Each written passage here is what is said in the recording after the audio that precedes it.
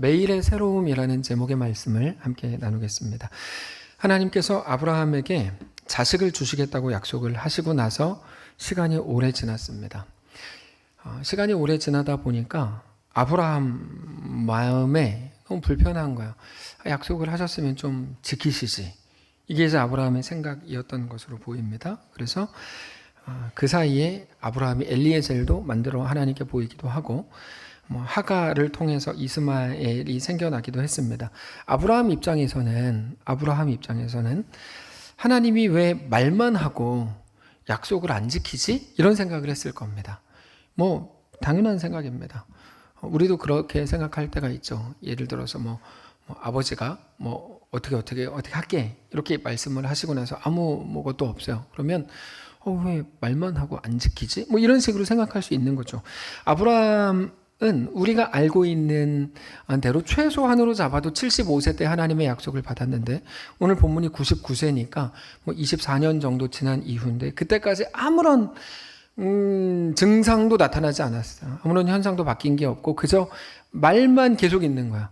내가 너에게 모래알처럼 바다의 뭐처럼 하늘의 별처럼 그러니까 말만 계속 있으니까 아브라함 입장에서 왜 자꾸 저렇게 하시지? 이런 생각을 하는 거죠. 근데 우리가 성경을 통해서 하나님이 누구신지에 대해서 정확히 알아야 됩니다. 우리가 하나님에 대해 잘못 알면 여러 가지 우리 정황에 대해도 오해할 수 있는데 하나님에 대해서 정확히 알 때 우리는 누군지 우리가 걷는 이 길은 뭔지에 대해서 알아갈 수 있습니다. 자, 하나님께서 우리에게 약속을 주세요. 약속을 딱 주시는데 하나님의 약속은 언제나 우리에게 우리의 기다림을 요구하시면서 약속을 주신다는 걸 알아야 합니다. 기다림이 우리가 해야 될 미션입니다. 미션. 하나님은 우리에게 말씀하시는 분이고 약속을 이루시는 분이 하나님이신 것도 우리가 잘 알고 있습니다. 그러니까 예를 들어서 너 이거 해 그럼 하면 될 거예요. 근데 그 명령이 아니고 약속이라고 말씀드렸잖아요. 그러니까 우리가 할 일은 믿음으로 기다리는 것밖에 할 게 없는 거죠. 예를 들어서 아브라함한테 야 너 네 자식 만들어내. 그러면 엘리에셀 이스마엘 해야 되겠지만 그게 아니고 내가 행할게 라고 하셨으니까 우리는 아브라함 입장에서는 기다릴 것밖에 할 게 없습니다. 그래서 모든 현실이 기대하는 것과 다르게 움직이고 우리가 보기에 하나님의 약속이 희미해져 보이는 것처럼 생각될 때도 여전히 약속하신 분이 하나님이신 것을 믿고 묵묵히 기다리는 것 밖에는 우리가 할 수 있는 게 없습니다. 너무 당연한 말이죠. 근데 이 말을 조금 더 깊이 들어가면 하나님이 누구신지 우리가 더 정확하게 알게 됩니다. 아주 중요하니까 잘 들어보세요. 우리 입장에서는 하나님이 약속을 이루어 주신다고 했으니까 기다리는 겁니다. 약속을 약속의 성취를 위해서 기다리는 건데 하나님 입장에서는 약속의 성취보다 우리가 기다리는 기다림 자체가 훨씬 더 중요합니다. 그러니까 우리 입장에서는 기다림은 어쩔 수 없이 하는 거고 내 자식 줄게. 그 약속이 중요한 거잖아요. 하나님 입장에서는 자식이라고 하는 약속의 성취보다 그것을 기다리는 그 기다림 자체가 훨씬 더 중요하다고요. 왜 그럴까요? 잘 정리하면 쉽습니다. 언제나 약속은 약속의 내용보다 약속의 주인이신 하나님이 훨씬 더 중요합니다. 약속의 내용은 바뀔 상황을 말하는 건데 내가 이렇게 할게 저렇게 할게 상황이 바뀌는 걸 말하는 거죠. 근데 그것보다 약속의 주인이신 하나님이 훨씬 더 중요하다고요. 사실 약속의 내용이라는 거는 얼마든지 자의적 해석이 가능합니다. 하나님께서 이렇게 지난주에도 우리가 좀 어떤 분들은 겪으셨지만 법에 표현된 문구를 가지고 그렇게 싸울 내용도 아닌데 막 싸우더라고요. 그러니까 그런 거죠. 정해진 어떤 문구 혹은 약속의 내용을 가지고 자의적인 해석이 가능한 거예요. 예를 들면 내가 아들 줄게, 자식 줄게, 네 자식을 통해 이렇게 후손이 하늘의 별, 바다의 모래 이렇게 말씀하셨잖아요. 근데 아브라함은 그거를 가지고 자의적 해석을 해서 엘리에셀, 이스마엘을 만들어낸 것과 마찬가지죠. 하나님의 약속은 우리가 아는 바로는 이삭을 통해서였겠죠. 그러니까 그렇게 이루시죠. 그러나 아브라함은 그렇게 이해하지 않았기 때문에 이게 문제가 되는 겁니다. 근데 이건 아브라함이 악했기 때문에가 아니고 사람이 원래 그렇습니다. 자기 편한 대로, 자기 원함대로 말을 바꾸어서 생각합니다. 저도 그렇고 여러분은 더 그렇고. 그러니까 우리가 자주 그런 거죠. 자주 그래요. 그래서 기록이라는 걸 하는 이유가 그렇습니다. 같은 말을 했는데 뉘앙스로 이해하고 기억하니까 기록이라는 걸 해놓고 녹음을 해놓는 겁니다. 사람들은 늘 자기 좋을 대로 기억하고 자기 좋을 대로 해석하니까요. 그런데 약속의 주인이신 하나님을 믿는다는 말은, 약속의 내용보다 약속의 주인이신 하나님을 믿는다는 말은 우리의 믿음이 하나님이 주실 약속의 내용, 다시 말해서 우리가 맞이하게 될 상황의 변화에 있지 않고 오직 하나님께 있다는 말입니다. 우리가 자주 고백하는 겁니다. 그래서 믿음이라고 할 때 믿음은 현상에 대한 기대가 아니라고 말씀드렸죠. 내가 이 일이 이루어질 거야. 내가 꼭 서울대학 갈 거야. 나는 그렇게 믿어. 그럼 믿는 대로 이루어질 거야. 여러분, 그건 믿음이라고 부르지 않습니다. 자기 의지고 자기 확신이죠. 믿음은 그런 게 아닙니다. 믿음은 뭡니까? 믿음의 대상은 오직 하나죠. 완전하신 하나님이에요. 우리가 믿는 믿음의 유일한 대상은 오직 하나님이세요. 하나님이 우리 아버지요, 주인이요, 왕이시요, 유일한 구원자이신 것을 믿는 겁니다. 그게 성경에서 말씀하시는 기독교 신앙입니다. 기독교 신앙이라고 써놓고 다른 것들을 우리가 생각할 때가 너무 많아요. 근데 우리가 성경이 어떤 하나님을 말하는지, 기독교 신앙이 무엇인지를 정확히 알아야 해요. 하나님이 우리에게 약속을 주신다고 할 때 바로 그런 의미입니다. 그래서 약속이 더딘 것 같은 순간에도 무엇을 묻습니까? 성경은 너 그 자리에서도 하나님이 여전히 신실한 너의 하나님인 것을 믿느냐? 이렇게 물어요. 성경은 그래서 그게 가능한 거예요. 그게 아니고 약속의 성취, 상황의 변화가 가장 중요한 거라면 그렇게 물을 수 없죠. 근데 그 상황의 변화가 아니라 약속하신 분이 하나님이신 것을, 그리고 그 하나님이 너의 하나님이신 것을 믿느냐? 그게 가능한 겁니다. 그때의 기다림이 우리에게 요구되는 거죠. 그거를 믿음이라고 말하고, 그렇게 하나님을 그 순간에도 바라보는 것을 소망이라고 부릅니다. 그러니까 소망이라는 건 그냥 잘 될 일을 기대하는 거, 이게 소망이 아니고, 소망은 하나님을 그 순간에도 여전히 신뢰하고 바라보는 것을 말해요. 상황은 뭐 안 좋고 힘겹고 점점 나이는 들고 75세 때 시작했다고 쳐도 이미 24년 흐른 지금 이 순간이지만, 그럼에도 불구하고 너 여전히 하나님을 믿냐? 하나님을 신뢰하냐고 하나님은 같은 순간에 계속 말씀하시는 거예요. 그게 소망이죠. 그때의 기다림을 위해서 약속이 더딘 겁니다. 기다림을 요구하시는 거죠. 그래서 약속의 내용보다 하나님을 믿는 믿음으로의 기다림과 그 인내가 더 중요한 겁니다. 물론 그 기다림은 너무 답답하고 짜증납니다. 모든 좋은 상황들로 인해, 아니 좋아지지 않는 상황들로 인해서 우리는 늘 조급해집니다. 왜 이러지? 뭐 어떡하라는 얘기죠? 언제까지 이렇게 되지? 그래서 그 순간에 믿음이 발휘되어야 한다고 성경은 계속 말하는 거야. 성경에서 하나님이 만나주셨던 시점, 하나님의 백성들을 만나주셨던 시점은 언제나 같다고 말씀드렸죠. 동굴 속에서, 고난 가운데, 힘겨울 때, 답이 없을 때, 그때 하나님은 계속 그들을 찾아가 주세요. 너가 1등 했으니까 내가 너 찾아갈게. 너 서울대 갔으니까 내가 너를 찾아가서 내가 너에게 영광을 얻으리라. 그런 거 하나도 안 나와요, 성경에. 야, 너 힘들지? 너 동굴 속에 있지? 너 울고 있지? 그래서 찾아가시는 거예요.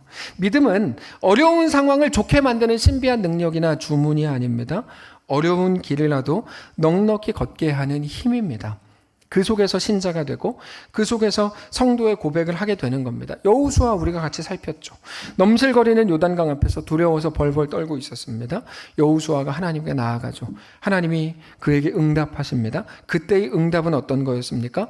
야, 너 말씀을 통해 내가 누군지 확인해라. 내가 너와 함께한다. 너 걱정하지 마라. 내가 너에게 명령한 거 아니냐? 강하고 담대하라. 내가 너의 뭐 이렇게 강하게 뭐 붙들리라. 이렇게 말씀을 하셨어요. 근데 여러분 잘 생각해 보시면 그런 말들은, 선언적인 말들은 현실을 하나도 바꿀 힘이 없습니다. 하나님의 약속이 현실을 뭘 바꿔요? 내가 너한테 자식 줄게. 그런데 24년 그대로 온 것처럼 똑같은 거야. 하나님께서 여호수아에게 야, 내가 너와 함께 할게. 근데 현실은 그대로 넘실거리는 요단강인데요. 근데 재밌는 건 이겁니다. 그럼에도 불구하고 그들이 하나님의 음성을 들었을 때, 하나님의 마음이 무엇인지 말씀을 통해 확인했을 때 그들의 마음이 달라집니다. 현실은 그대로인데. 여호수아는 백성들에게 뭐라고 외치죠? 사흘 안에 우리가 요단을 건넌다라고 외칩니다. 그것들이 이제 두렵지 않은 거고, 두려웠지만 걸을 힘을 갖게 된 겁니다. 그들은 비로소 상황이 아니라 그것 위에 계신, 너머에 계신 약속하신 하나님을 붙들게 된 겁니다. 그렇게 하나님의 온전한 백성으로 자라나게 된 겁니다. 여러분, 결국 이겁니다. 뭐냐면 하나님이 우리에게 주시겠다고 한 어떤 것에 우리가 자주 집중하고 그것을 얻는 것을 최종 목적으로 우리가 삼을 때가 많지만, 하나님은 그것이 이루어지니 안 이루어지냐가 아니고, 하나님은 그 모든 과정을 통해서 우리를 온전한 하나님의 백성으로 자라나게 하시는 것을 목적으로 하신다는 거예요. 아브라함의 목적은 자식 갖는 거였거든요. 근데 하나님의 목적은 그 모든 과정을 통해 아브라함을 하나님의 온전한 백성으로 완성하게 하시는 거였어요. 그 자라남. 그래서 약속을 주시는 겁니다. 약속이 아니라 일을 성취해버리면 되는데 그렇게 안 하십니다. 약속을 주십니다. 그리고 기다리게 하시죠.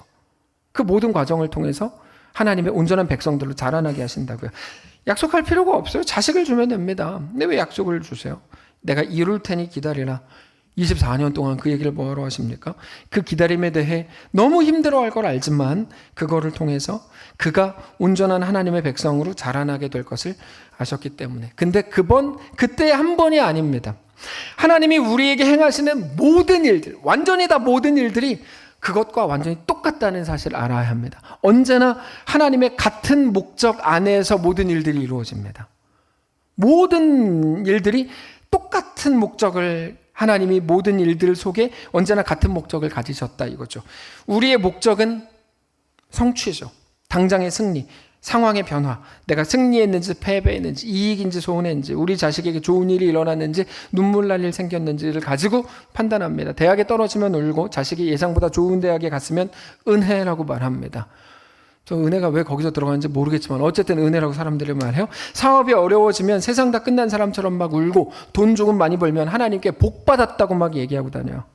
근데 하나님이 우리에게 대해서 가지시는 하나님의 매일의 목적은 우리와 다릅니다. 우리가 더 자라나서 하나님을 닮은 하나님의 백성이 되는 자리까지 가는 겁니다. 네. 그렇게 우리를 온전한 하나님의 백성으로 완성하겠다고 하는 하나님의 의지, 하나님의 그 목적에 대해서 성경은 세상 어느 것도, 세상 누구도, 어떤 권세도, 심지어 사망이라고 하는 죽음의 권세도 그것을 막을 수 없다, 방해할 수조차 없다고 말씀합니다. 우리에게 가지신 하나님의 의지, 내가 너를 꼭 나 닮은 하나님의 완전한 백성, 그냥 뭐 그지 같은 뭐 둘째 아들 그렇게 만들지 않고 완벽한 백성, 완전한 하나님의 자녀로 완성시킬 때까지 가지는 너에게 대한 나의 의지는 어떤 것도 꺾을 수 없어라고 말씀하신다는 거죠. 심지어 외부 세력뿐 아니라 우리 자신의 연약함, 오늘 내 실수 때문에 내가 실패하고 패배하고 넘어지고 그렇게 했어도 그것마저도 우리를 온전한 하나님의 백성으로 자라나게 하겠다, 완성시켜 놓겠다라고 하는 하나님의 의지를 방해하지 못할 뿐 아니라 오히려 우리가 흑역사고 이거는 안 돼, 이거는 하나님께 방해가 되라고 생각하는 그 일들마저도 합력하게 해서 우리를 더 온전한 하나님의 백성이 되도록 일한다고 말씀을 하시는 게 로마서 8장이죠. 이렇게 말하죠. 우리가 알거니와 하나님을 사랑하는 자 곧 그의 뜻대로 부르심을 입은 자들에게는 모든 것이 합력하여 선을 이루느니라. 여러분, 이건 늘 말씀드리는 것처럼 니네 열심히 해가지고 그냥 선을 이루고 좋은 역사 이루네 이런 게 아니에요. 이게 아니고, 이거는 무슨 말이냐면 너네가 최악이라고 생각하고 이것만은 안 돼요 라고 생각하는 그 최악의 조건들이 있을 거 아닙니까? 나는 물만 먹어도 살쪄, 뭐 예를 들면 그런 거. 그게 왜 최악의 조건인지 모르겠지만 제가 최근에 살이 많이 빠진 한 성도를 만나가지고 살이 계속 빠지고 계십니까? 그랬더니 목사님 전 여기서 끝났나 봐요. 여기서 멈춘 것 같아요. 그래서 또 절망 속에서 같이 소망을 얘기했어요. 자, 근데 우리는 최악이라고 생각하는 그것마저도 하나님께서 뭐라고 말씀하세요? 모든 것이 합력하게 하여 너가 온전한 하나님의 백성이 되게 하는 그 완전한 선이 이루어질 거다라고 말씀하시는 거예요. 감사한 일이죠. 감사한 일이죠. 여러분 생각해 보세요. 다윗이 골리앗 때려 눕혔을 때 하나님의 영광을 누렸습니까? 그때 하나님의 영광 받은 거 하나도 없습니다. 왜냐하면 그 이후에 나오지도 않아요. 그 골리앗 때려 눕힌 사건은. 그럼 뭐죠? 다윗이 실패하고 패배한 것 같은 밧세바와 우리아를 지나면서 다윗은 비로소 하나님의 존귀한 백성이 되어가죠. 우리가 생각할 땐 야, 할 말 없는 인생 그거 난 되기도 싫어. 상상하기도 싫어. 라고 생각하지만 이게 정말 놀라운 거예요. 하나님은 우리가 상상하기도 싫다고 생각하는 그 최악의 조건. 그러면 잘한 거냐? 누가 잘했대요? 잘못한 거죠. 잘못한 거를 가지고도 놀라운 역사를 이루시는 거죠. 우리에게 주어진 건 뭡니까? 잘해도 되고 잘못해도 돼? 아닙니다. 잘해야 됩니다. 우리에게 주어진 것은 영광과 명예를 우리가 가지고 가는 거기 때문에 우리의 삶은 그래서 구원을 향해 가는 거 아닙니다. 우리의 삶은 영광과 명예로 나아가는 삶인 거죠. 우리가 다 잘 알고 있는 일이에요. 우리의 실력보다 여러분 기억하십시오. 하나님의 의지가 더 강하기 때문에 우리에게 대한 목적을 가지신 하나님의 의지가 더 강하기 때문에 우리는 그거를 운명이라고 우리의 존재라고 말할 수 있는 겁니다. 조금 더 나가면 우리가 하나님의 백성이 되는 그것까지 가는 그 동안에 어떤 변수도 없습니다. 여기서 말하는 변수는 하나님이 가장 강력하시기 때문에 하나님의 의지를 꺾을 만한 어떤 것도 변수가 되지 못한다는 게 성경이 계속 얘기하는 거야. 계속 얘기해요. 그렇기 때문에 이 땅을 사는 우리에게는 어떤 일도 일어날 수 있습니다. 우리는 이게 싫죠. 근데 당황하지 마십시오.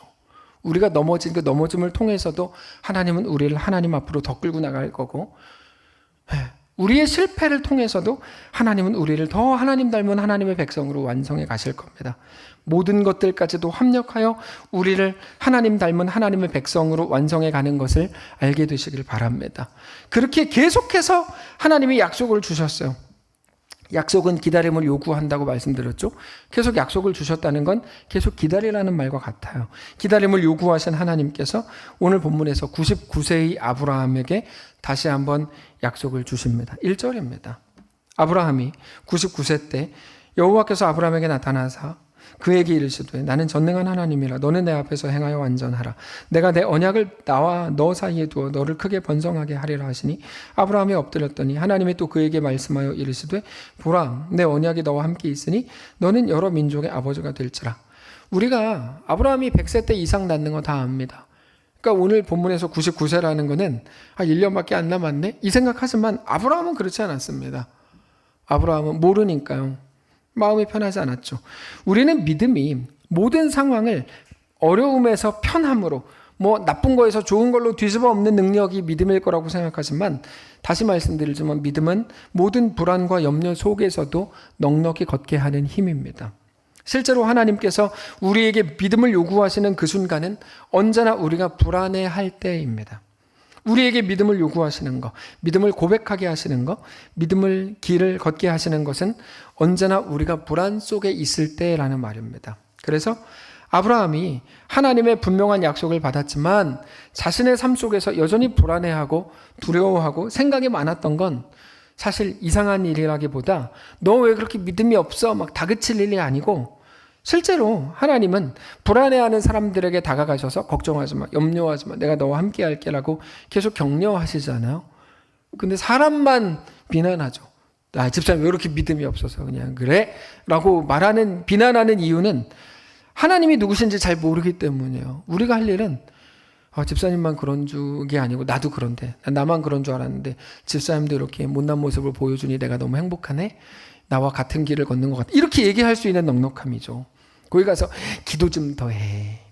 집사님 그런 식으로 신앙생활 할 때부터 내가 알아봤어. 사고 날 줄 알았어. 이런 식의 망언은 우리가 하지 말아야 해요. 우리는 그렇게 평가할 위치가 아니고 저 사람도 나와 같네. 이걸 인정하고 하나님 앞에 나아가서 감사합니다. 나 혼자 못난 길을 걷는 줄 알았는데 저 집사님도 나보다 더 못난 것처럼 보이게 하셨으니 감사합니다. 그리고 고백을 해야 되는 거죠. 물론 생각 없이 세상에 빠져 살아가는 거 전혀 다른 문제일 겁니다. 이건 명예와 영광, 명예롭지 않은 거니까요.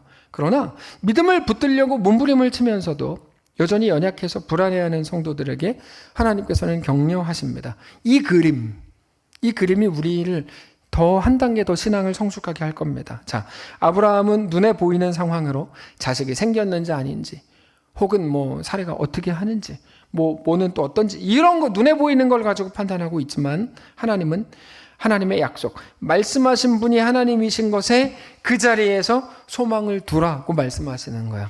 그래서 우리 앞에 여러 가지 일들이 있을 때 우리는 좌절하잖아요. 인간이니까 좌절합니다. 근데 거기서 끝나시면 안 돼요.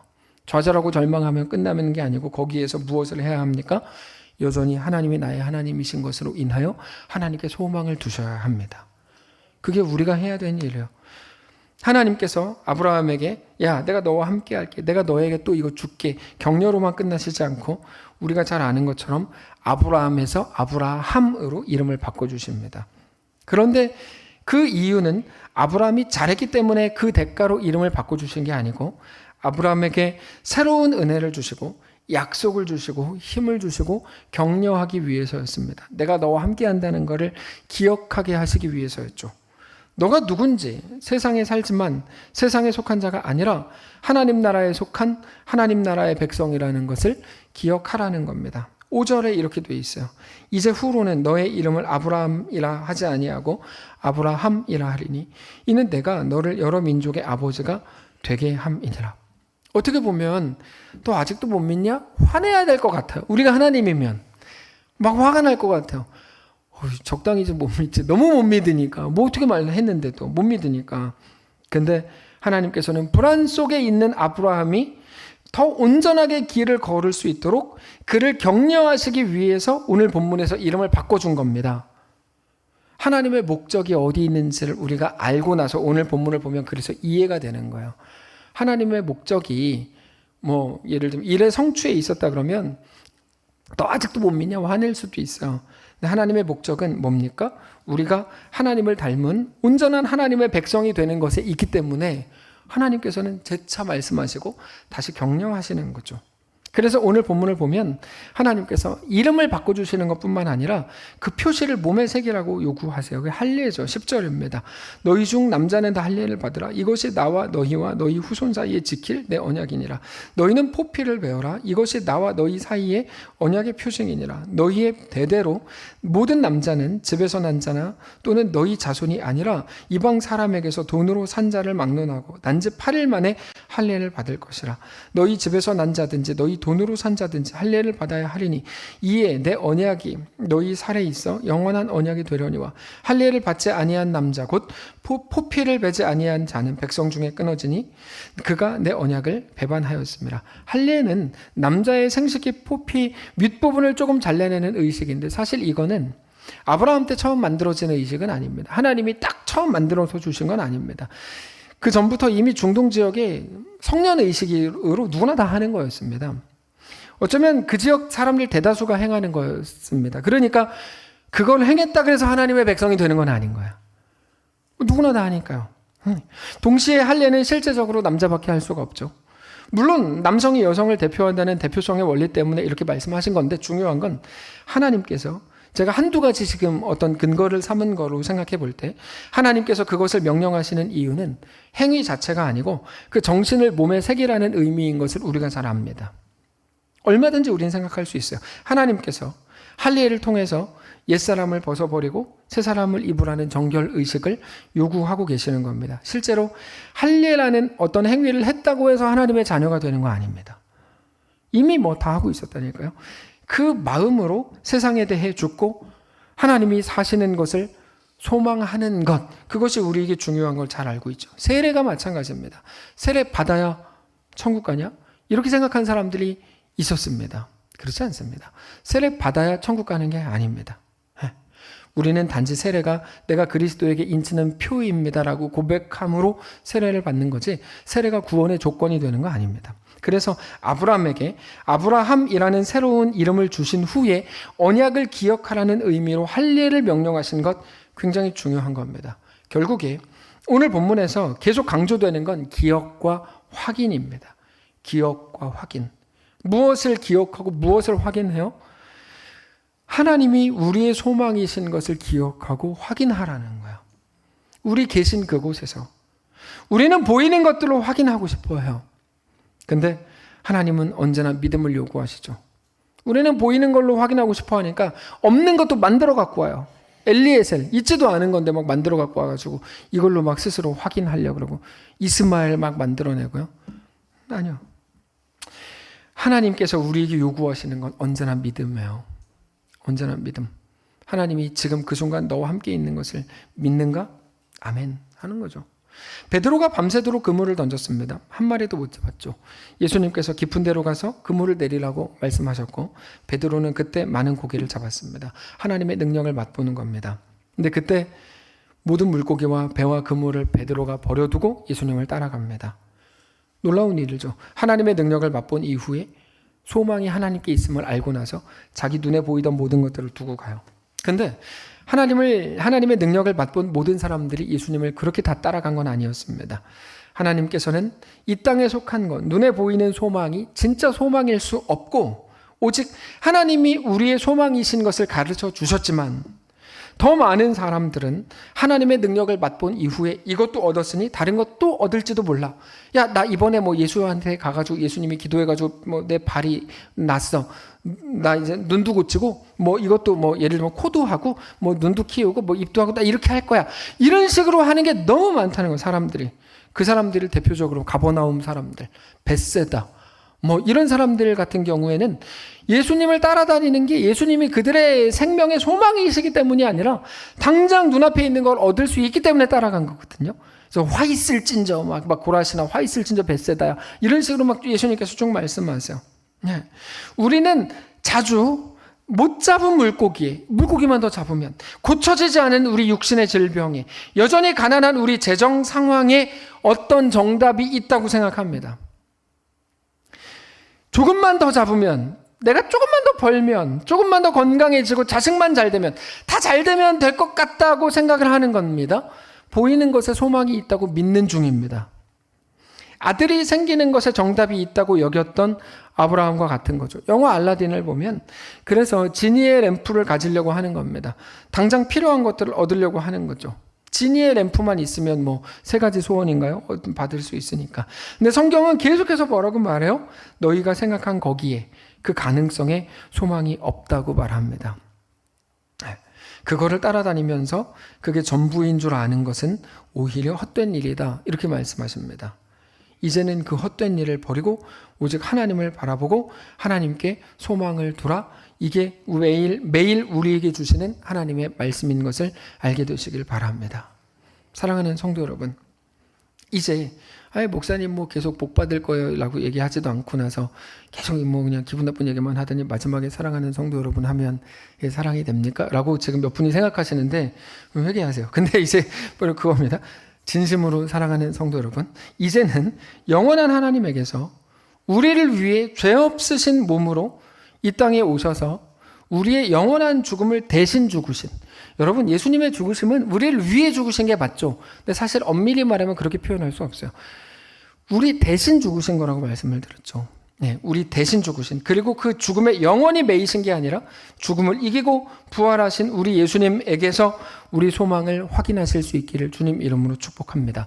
시편 43편 5절에 이렇게 고백해요. 내 영혼아 너가 어찌하여 낙심하며 어찌하여 내 속에서 불안해하는가. 너는 하나님께 소망을 두라. 그가 나타나 도우심으로 말미암아 내 하나님을 여전히 찬송하리로다. 너는 내 하나님께 소망을 두라. 그렇게 오직 하나님에게서만 소망을 확인하십시오. 결국에 우리의 신앙이라고 하는 게 뭘까요? 신앙생활이라고 하는 게 뭘까요? 우리 신앙은 이 땅을 바라보게 만드는 세상에 맞서서 이 땅이 아니라 하늘을 보는 싸움입니다. 여전히 많은 교회들이 예수의 이름을 빙자하고 가지고 와서 이 땅에도 소망을 자꾸 두게 해요. 너 기도도 열심히 하면 더 많이 얻을 거야. 또 더 잘 될 거야. 그게 하나님의 복이야. 뭐 이런 식으로 계속 얘기해요. 저는 교회가 자꾸 이 땅에 소망을 두게 하는 거에 대해서 저는 정말 너무 분노가 치밀어 올라요. 네, 진심으로 너무 분노해요. 여러분, 하나님은 우리에게 계속 하늘의 소망을 두라고 말합니다. 이 땅에 소망을 두게 만드는 세상에 맞서서 오늘 하늘을 보게 되시기를 바랍니다. 하나님께서는 우리 모든 하나님의 백성들에게 오늘 그거를 요구하시는 겁니다. 하나님 그걸 이루실 작정입니다. 오늘 또 소망 없어 보이는 이 땅으로 인해 그러므로 좌절하고 거기서 끝나는 게 아니고 그 속에서 결국 하늘을 보는 싸움에서 승리하셔야 해요. 그래서 1년이 지나고 2년이 지났을 때는 괜찮았는데요. 10년 지나고 20년, 24년 지난 오늘 본문에서 나는 여전히 내 하나님께 소망을 둡니다라고 고백하라고 하나님께서 오늘 본문을 우리에게 보여주시는 거야. 어떤 상황에서도 영원한 하나님 나라를 소망하고야 마는 싸움. 그렇게 무슨 의미가 있습니까, 목사님? 그게 상황의 변화 아무것도 없고 뭐 그럼 자기 최면하라는 겁니까? 여러분, 하나님을 믿기는 하시는 거예요? 하나님을 믿으시면 그렇게 얘기할 수 있어요? 그렇게 얘기 못해요. 하나님이 우리의 소망이고 하나님이 유일한 능력자요 전능자이신 것을 아신다면 그 하나님을 믿는 믿음으로 오늘 하나님께 소망을 두십시오. 우리가 좋아하는 찬양 중에 하늘 소망이라는 찬양이 있습니다. 나 지금은 비록 땅을 버타며 살지라도 내 영혼 저 하늘을 디디며 사네. 내 주님 계신 눈물 없는 곳 저 하늘에 숨겨둔 내 소망 있네. 여러분, 찬양도 저렇게 수준이 높아요. 찬양도. 야, 기도 열심히 하면 너 복 받을 거야. 10시간 기도해. 그렇게 말하지 않아요. 찬양 가사를 쓰는 사람들도 저렇게 수준이 높아요. 근데 제가 왜 일주일 동안 힘들게 살아가는 성도들에게 복 받을 겁니다. 다 잘 될 겁니다. 조금만 기다리십시오. 하나님 뭐 대단하게 뭐 될 겁니다. 왜 그런 얘기를 못 할까요? 성경이 뭐를 말씀하시는지 알기 때문입니다. 여러분, 찬양 가사 저렇게 수준이 높고 성경적으로 쓰잖아요. 설교자가 돼서 그런 이상한 소리를 하기를 원하세요. 그러면 안 되는 겁니다. 계속해 볼까요? 보고픈 얼굴들, 그리운 이름들 다 많이 생각나. 때론 가슴 터지도록 기다려지는 걸. 내 아버지 너른 품날 맞으시는 저 하늘에 쌓아둔 내 소망이 있네. 여러분, 우리의 소망은 하늘에 있습니다. 주님, 그 나라에 이를 때까지 순례의 걸음 멈추지 않으며 어떤 시련이 와도 나 두렵지 않네. 주와 함께 걷는 이 길에. 이 찬양의 가사처럼 영원한 하나님 나라를 소망하는 거, 그거 어디서 하는 겁니까? 이 땅 우리의 삶의 여정 속에서 하는 겁니다. 원함은 있지만 이루어진 건 아무것도 없는 것 같아서 이게 뭐지? 내가 신앙생활 잘못했나? 다 그렇게 가잖아요. 그거 아니라는 거죠. 그럼 뭡니까? 그 속에서 고백을 만들어내라는 거예요. 무슨 고백이요? 하나님 나의 완전하신 전능자입니다. 하나님 나의 주인입니다. 이 상황도 나의 그 고백을 막을 수 없습니다라고 고백하십시오. 말씀을 정리하겠습니다. 그 새로움, 물론 여전히 연약합니다. 당장 아브라함이라 그러면 아브라함은 이미 24년 전에 하나님 부르심을 받았고 수많은 사건들을 통해 하나님과 동행하고 있으면서도 늘 보이는 것으로 확인하려고 하는 습관이 올라왔어요. 눈에 보이는 상황의 변화, 자식이 생겼는지 아닌지로 확인하고 싶은 거죠. 근데 하나님께서는 그거 말고, 아브라함아, 그거 말고 내 말을 통해 확인해라. 내 말이 뭔데요? 하나님의 약속이죠. 바다의 모래, 그다음 하늘의 별, 이런 거죠. 너의 소망은 눈에 보이는 것에 있지 않고 오직 하나님의 약속에 있다. 말씀하신 하나님은 너의 유일한 소망이다 라고 하시는 겁니다. 우리는 그것과 같은 의미로 세례를 받습니다. 세례는 머리에 물을 뿌리는 의식인데 사실 머리에 물을 뿌린다고 해서 우리 죄가 사라진다면 이런 미신이 어디 있겠습니까? 그런 사실이 아닙니다. 머리에 물을 뿌린다고 해서 우리 죄가 사해지는 것도 아니고 우리가 구원 얻는 것도 아닙니다. 그럼에도 세례를 통해서 혹은 우리가 오늘 하려고 하는 이 성찬을 통해서 그것이 어떤 의미이고 우리 하나님은 누구시고 나는 누구인지 다시 한번 확인하는 거죠. 그래서 예수님께서 잡히시던 날 밤에 제자들에게 특별하게 명령하신 겁니다. 재밌는 건 카톨릭은 7성례라 그래서 7가지 거룩한 예식을 갖고 있지만 사실 그 성경과 맞지도 않습니다. 예수님이 명령하신 건 사실은 성찬식밖에 없습니다. 그거 모르셨죠? 성찬식이 굉장히 중요한 거예요. 성찬식밖에 없어요. 예수님께서 이렇게 하라 이렇게 하신 거는. 자, 하나님께서 우리가 세상에 살지만 세상에 속한 세상의 사람이 아니라 하나님의 자녀요 하나님의 백성으로 살아가기를 오늘 요구하고 계시는 겁니다. 그 새로움, 겉모습은 하나도 달라지지 않은 것 같고 그대로인 것처럼 보이지만 속 사람으로는 내가 누구인지 하나님은 누구신지 온전히 깨달아 오늘 또 새로움을 누리는 거룩한 날 되시기를 바랍니다.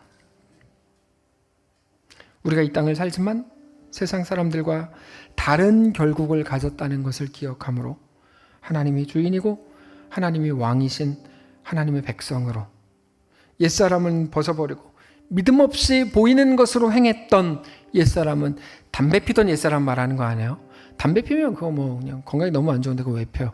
근데 담배 핀 모습을 옛사람이라고 하는 거 아니에요, 성경에서? 예? 아니, 끊으시기를 축원합니다. 아멘 안 할 줄 알았어요. 권사님이 아멘 하시는 건 좀 이상한데. 근데 어쨌든 여러분 끊으시기를 권장해요. 그러나 그게 옛사람이 아니고 예수 그리스도를 믿는다고 하면서도 여전히 믿지 못함으로 보이는 것이 전부인 줄 알고 살아가던 그 옛사람을 벗어버리고 매일 새로운 사람들로 귀한 삶을 살게 되시기를 주님 이름으로 축복합니다. 찬양합시다. 어둠 속에 헤매이던 내 영혼 갈 길 몰라 방황할 때 오직 주의 십자가 영광의 빛이 나의 소망이 되어 나를 향해 비추어 주셨네. 고백합시다. 아까 했던 찬양입니다. 어둠 속 헤매이던 내 영혼 갈 길 몰라 방황할 때에 주의 십자가 영광의 그 빛이 나를 향해 비추어 주셨네. 주홍빛 내 죄 그리스도의 피로 씻기요 완전한 사랑 주님의 은혜로 새 생명 주께 얻었네. 은혜 아니면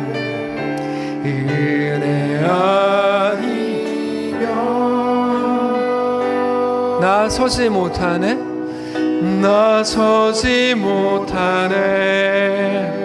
십자가의 그 사랑, 십자가의 그 사랑 능력 아니면 나서지 못하네. 은혜 아니면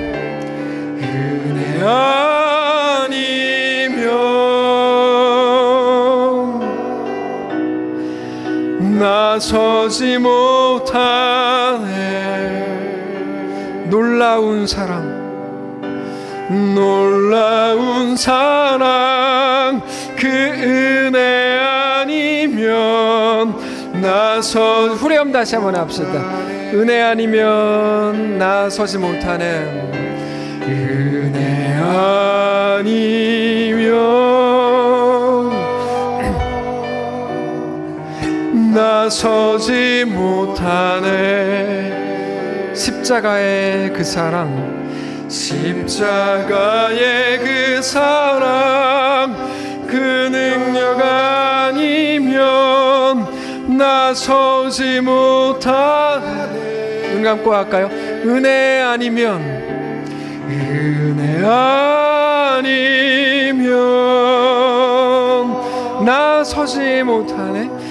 나서지 못하네.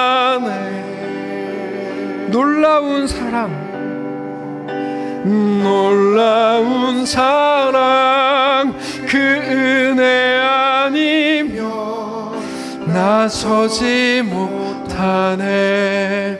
하나님, 내가 신앙생활 잘한 건 줄 알았고, 내가 그래도 하나님께 이렇게 했으니까, 내가 겸손했으니까, 심지어 내가 회개했으니까, 아니요, 어떤 근거도 우리에게서 찾을 수 없고 오직 하나님의 놀라운 사랑, 예수 그리스도의 죽으심, 오늘 그것을 사모하고 소망하기로 결정합니다.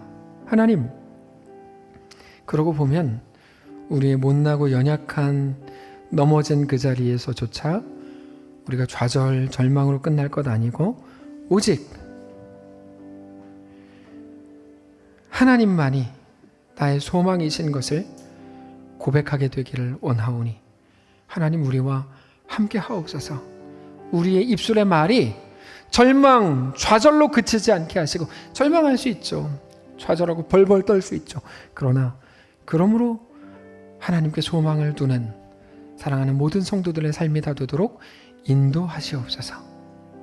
오늘 유아 세례를 받는 사랑하는 우리 로운이와 그의 아빠 김정환 집사님, 그의 엄마 최지연 집사님, 그 가정에도 놀라운 은혜를 주시고 하나님의 은혜가 가득 채워지는 귀한 가정 되게 하시고, 하나님 곧 결혼하게 될 새로운 가정에도 하나님만 붙드시는 놀라운 은혜가 충만케 하셔서 오직 예수 그리스도의 은혜, 그래서 영원히 끊어지지 않을 소망을 간직하는 거룩한 가정 되게 하옵소서.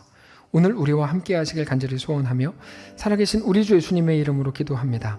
아멘. 이제는 우리 구주 예수 그리스도의 은혜와 하나님 아버지의 다함없는 사랑과 성령의 교통인도 역사위로 함께 하심의 은사가 이 시간 주를 바라보며 예수 안에 허락된 그 길을 믿음으로 담대하게 소망 가운데 걷기를 소원하는 사랑하는 모든 성도들 머리머리 위에, 오늘 유아 세례 받은 사랑하는 로운이의 가족 그 앞길 위에, 그리고 이제 곧 시작될 새로운 가정 위에, 또 이제 막 도를 맞이해서 하나님 앞으로의 모든 여정을 주님께 맡겨드립니다 고백하는 우리 종현이 가족 위에, 그리고 사랑하는 모든 우리들의 자녀들 위에, 우리의 생업 위에, 가정 위에, 사랑하는 이 교회 위에 이제로부터 영원까지 함께 계실지어다. 아멘.